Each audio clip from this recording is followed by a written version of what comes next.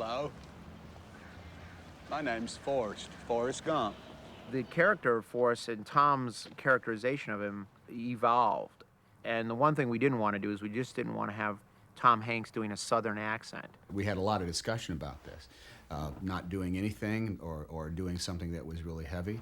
Those must be comfortable shoes. We actually tried out reading the entire screenplay in different accents and characterizations. I've worn lots of shoes. I mean, I'm no fabulous linguist, so I was trying to soft pedal it as much as possible and was really lost until Michael was cast as young Forrest. All right, Forrest. You can open your eyes now. And that was it.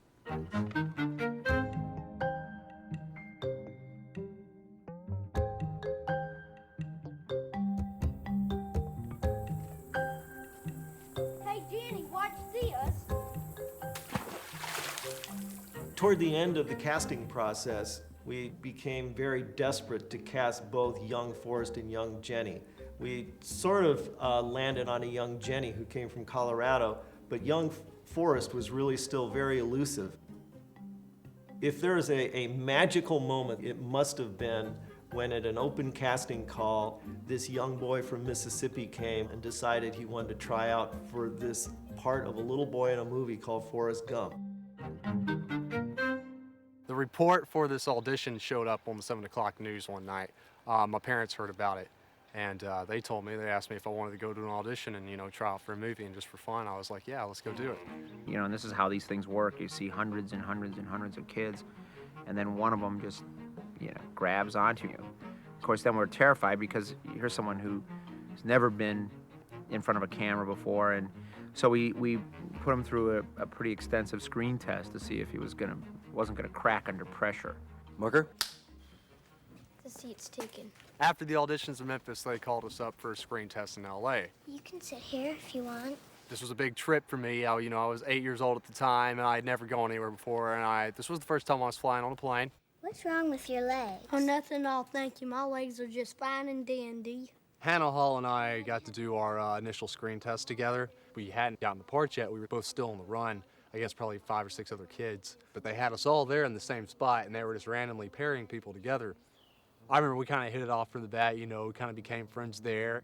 And we're both like, yeah, this would be pretty cool if he actually got the parts, but I guess neither one of us, seriously thought that was going to happen. Wake up, Forrest, wake up.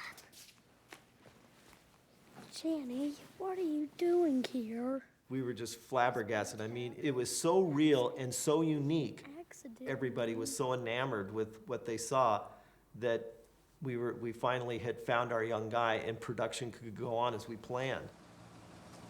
Are you coming along? Mama said not to be taking rides from strangers. This is a busted school. We never had the real template for the way Forrest needed to sound, for good or for bad. And when Michael came in, we said, well, I think there it is. I'm Forrest Gump. I'm Dorothy Harris. Well, now we ain't strangers anymore. He just had this voice that seemed to come right out of his backbone. Mama says stupid is as stupid does. So it was taking literally the way his vocal cadences are and trying to make him grow up a little bit. From that day on, we was always together. Jenny and me was like peas and carrots. She taught me how to climb. Come on, Forrest, you can do it. I showed her how to dangle. Good little monkey. She helped me learn how to read. And I showed her how to swing. Sometimes we just sit out, wait for the stars. Mama's gonna worry about me. Just stay a little longer. For some reason, Jenny didn't ever want to go home. Okay, Jenny, I'll stay. It was an original accent. If we went to a dialect coach and they were trying to break down, is this Alabama, is this Mississippi? This kid had his own accent. And it was perfect because this is who Forrest is, too. Forrest is his own original person. And you really couldn't kind of expect him to come from anywhere other than kind of Forestville, which is what Michael Humphrey kind of sounded like. You got one of those radio constraints. Yeah, it's right here. Me and Tom Hanks spent a lot of time together. Down I guess he was trying to feed off of me and, you know, get an idea for the Forrest Gump character. Well, I was a natural Southern kid to begin with. I was kind of quirky, already kind of fit the young Forrest role. And really, in the end, it was just me exaggerating myself to display that. So, Michael, what do you do in the film? Who do you play? What do you mean? What character do you play? Forrest. Who's Forrest? Forrest Gump. Well, We're trying to hang around with him, and I was surreptitiously trying to stick a tape recorder in his face. When you meet somebody for the first time, you know, he's seen a bunch of movies I'm in. You know, and sometimes people clam up and they won't say a thing. Is he stupid? What does his mom say about being stupid? Stupid is as stupid does. See? We drove past the theater back there in Beaufort, you know, the hectoplex that shows every movie going, and I asked him what his favorite movies was. Tell me your favorite movie. Favorite. Most favorite of all time. Which is it? It's not one with you in it. I know, that's okay. Jurassic Park. See, now there you go. He just took off on Jurassic Park and gave me every inflection and every vowel and every consonant in talking about that Jurassic Park. It was a real fount of knowledge that came out of that movie for me.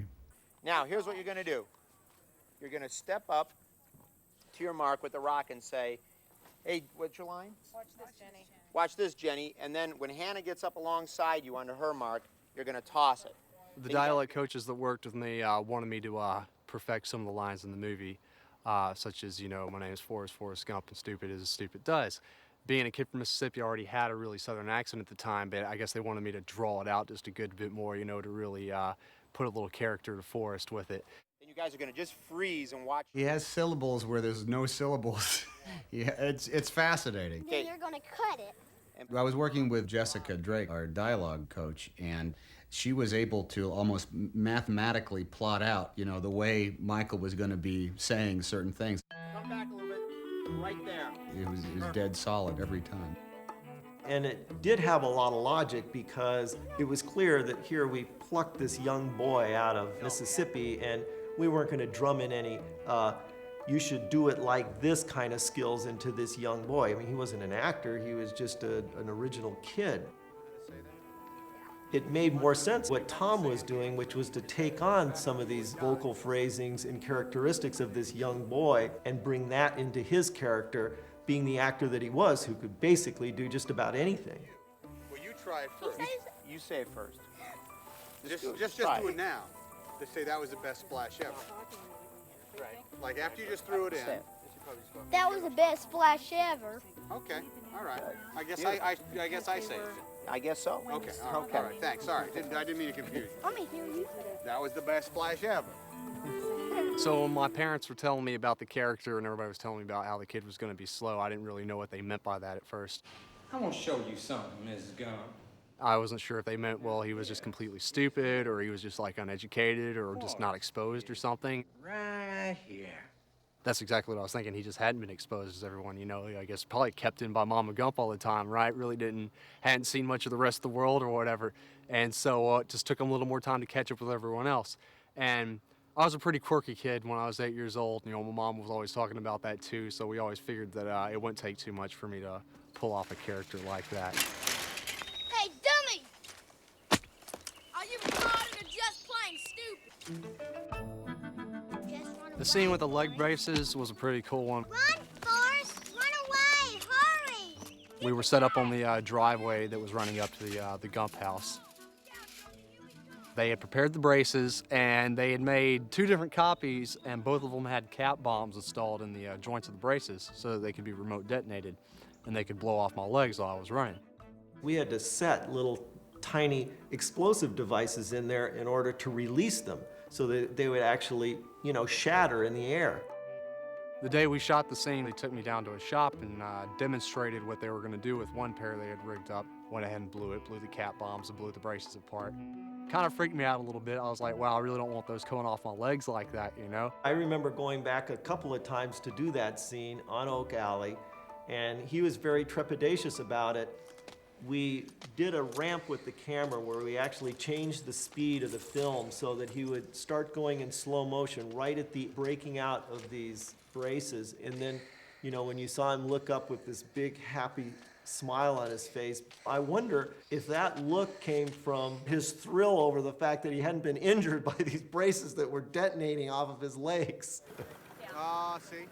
I think that the filmmakers of Forrest Gump, Robert Zemeckis in particular, they had their times when maybe they were a little chafed by having a lot of kids on the set, such as myself, running around, because I'm sure we were very hard to control. I know we were hard to control. I remember being hard to control.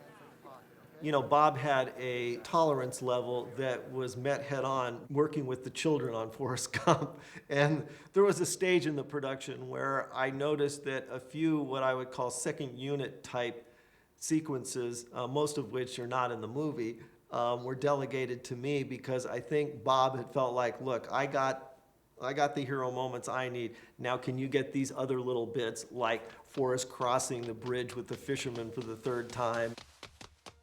Bob said, you can do that scene.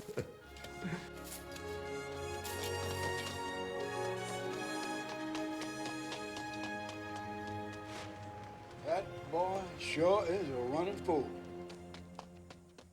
I got to see the movie for the first time when I was 9 years old, when it came out in '94. I had no idea what to expect. I'd imagined it over and over and over again, wondering what it would be like. When I first saw myself, I was just thinking, you know, wow, I can't believe I'm up there. Forrest. I didn't really know all the scenes from the movie. I hadn't been there when they had filmed much of it, obviously. So there were some things that surprised me being a 9-year-old kid.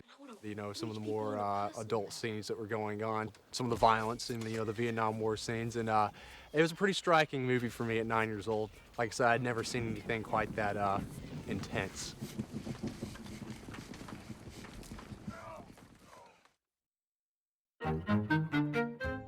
Having had the experience with Forrest Gump, I think I'd really much rather be a kid. Being 9 years old, I just wanted to be out with my friends playing. I wasn't, you know, horribly interested in going back out to California and just doing audition after audition. Parents weren't too thrilled about the prospect either. They didn't want me to get into the whole child star thing. So we figured that the best thing to do would be just to kind of, you know, take this and then wait it out till I was a little older, you know, in my teens, and then I could really make the decisions on my own and decide if I wanted to go back into it, and I'd be a little more grown up and have a little more control and awareness of it all.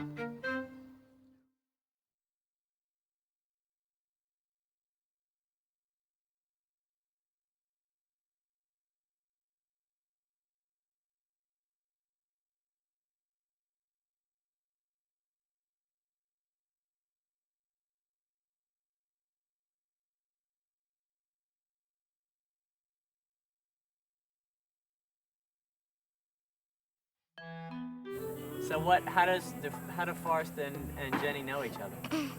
Well, we met on the bus. Tell me about that. Well, no one would let him sit in the seat, and I was the only one that let him sit in the seat. Why would no one let you sit in the seat? Because he had braces on, and Right. everybody thought it was weird. He was really weird. They'd be mean to me. What? Okay, hold the camera. So why does Jenny not make fun of Forrest? Well, I don't really have any friends, and I just like him, I guess. Yeah. All right. So you were just doing a scene over there. What did you do in the scene? What were you doing? Well, it was the transition.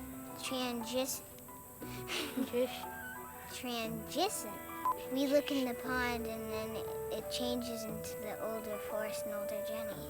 Oh, okay. And so what do you have to do in the scene, Michael? It's kind of hard to throw on the rock, because it can't really get on the mark. Whoever kids out there are watching this, movies don't look as easy to make as they are. All right, great. Okay, Connor, you can stop now. All right. Thanks very much. Keep it on, keep it on. Okay. I want to do something. Do something.